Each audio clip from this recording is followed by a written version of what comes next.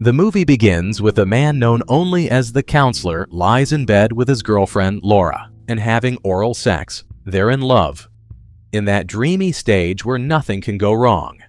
But the world they live in is anything but dreamy.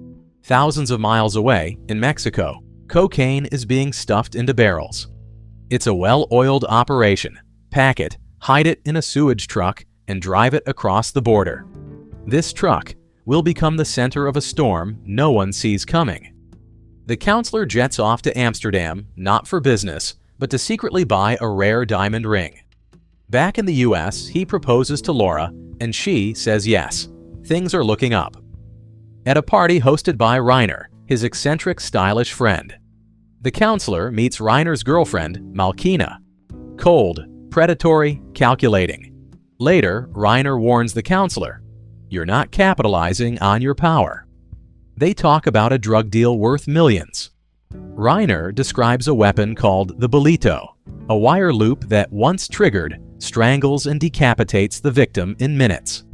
The counselor laughs. He shouldn't have.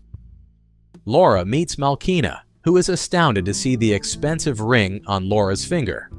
Malkina starts asking Laura personal questions about her relationship with the counselor, her feelings about love, and even about sex. Laura tries to stay polite, answering as best as she can, but she's clearly uncomfortable. The counselor meets Westray, a slick middleman. They talk business. Westray explains that the drug shipment is massive, nearly 22,000 ounces, bought cheap in Colombia for $50 a kilo and sold in Dallas for over $2,000 a kilo. The counselor could make around $20 million. Westray warns the counselor about becoming involved in such a deal, saying that Mexican cartels are merciless. Despite this, the counselor remains outwardly confident and unconcerned. Later, the counselor visits one of his clients, a prison inmate named Ruth who is on trial for murder. Ruth's son is a biker and a high-level cartel member known as the Green Hornet, recently arrested for speeding. The counselor agrees to bail him out of jail. The counselor doesn't know that the biker is a cartel member of the gang with whom he has just made a deal to finance the drug shipment. In the next scene, we see the sewage truck carrying the cocaine cross the US border and get parked at a treatment plant. There, the driver removes a hidden tracking device from the engine and hands it over to a biker. The biker is released from jail and takes possession of the truck component. This meeting was being observed by two people using binoculars. The two observers report to Malkina and say that they have identified the biker with the truck component. Malkina senses an opportunity to undermine the counselor's upcoming deal and a profit for herself. Malkina employs the wireman to steal the drugs. She discovers that the biker is working for the cartels and has plans to pick up a truck with a drug shipment. The wireman does this by decapitating the biker with a wire stretched across the highway.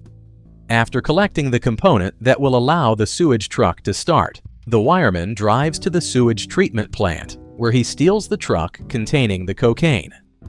Westray calls the counselor with bad news. The biker, known as the Green Hornet, is dead, and the cocaine is gone. The cartel thinks the counselor is involved because he bailed the biker out just hours before the theft. That's all they need to tie him to the crime. Westray sounds shaken. He says he's getting out of town immediately and warns the counselor to do the same. He reminds him just how brutal the cartel can be. They don't just kill people, they make snuff films, filming executions to send a message. Panicked, the counselor calls Laura. He begs her to leave and meet him in another state. He needs to explain everything before it's too late. At the same time, both Ruth and the cartel connect the dots. The counselor bailed out the biker just before the shipment vanished, and that's all the cartel needs to blame him. Desperate, the counselor turns to Reiner for help. But Reiner offers nothing. Just a cold truth, his fate is already sealed. Meanwhile, in Texas, the wireman and his partner are driving the stolen truck when two cartel members, disguised as cops, pull them over. What follows is chaos. A shootout erupts. One fake cop is killed, the other wounded, but still deadly. He kills both thieves, accidentally sprays bullets into the truck, and even takes out an innocent driver passing by. In the end, the wounded cartel member reclaims the cocaine-loaded truck and delivers it to its final destination. The cartel gets their drugs back, but the bodies keep piling up.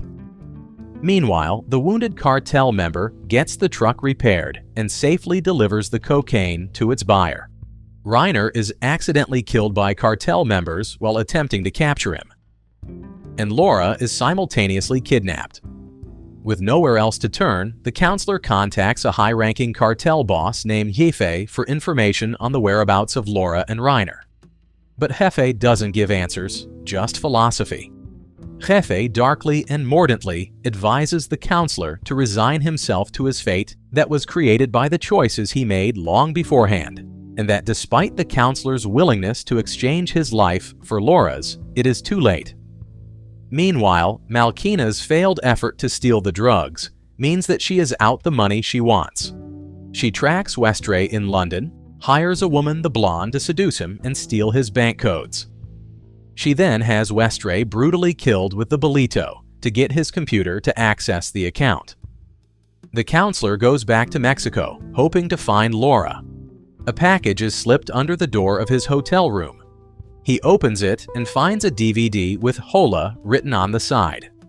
The counselor breaks down completely, heavily implying that the disc contains an execution video of Laura from the cartel. Laura's decapitated body is dumped at a landfill. Malkina then meets her private banker at a luxury restaurant.